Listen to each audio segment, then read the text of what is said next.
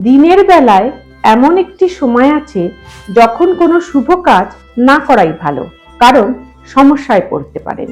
জ্যোতিষ শাস্ত্র অনুযায়ী দিনের বেলায় এমন একটি সময় আছে, সেই সময়ের উপর রাহুর ছায়া পড়ে।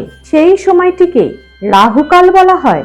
শাস্ত্র অনুসারে সূর্যোদয় থেকে শুরু করে সূর্যাস্তের মধ্যে অষ্টম অংশের অধিপতি হলেন রাহু। এই অষ্টম অংশটি যে সময়ের মধ্যে পড়ে সেই সময়টি রাহুকাল নামে পরিচিত। যেমন রবিবার সন্ধ্যায় 4:30 থেকে 6টা পর্যন্ত রাহুকাল থাকে। সোমবার দ্বিতীয় অংশে অর্থাৎ 7:30 থেকে 9টা পর্যন্ত রাহুকাল থাকে। মঙ্গলবার রাহুকালের অবস্থান দুপুর 3টে থেকে 4:30 পর্যন্ত। বুধবার দুপুর 12টা থেকে 1:30 পর্যন্ত এবং বৃহস্পতিবার দুপুর 1:30 থেকে 3টে পর্যন্ত রাহুকাল থাকে। শুক্রবার সকাল 10:30 থেকে দুপুর 12টা পর্যন্ত এবং শনিবার সকাল 9টা থেকে 10:30 সময় পর্যন্ত রাহুকালের অবস্থান। এমনই আরো অজানা গুরুত্বপূর্ণ তথ্যের সন্ধানে আমাদের চ্যানেলটিকে সাবস্ক্রাইব করুন।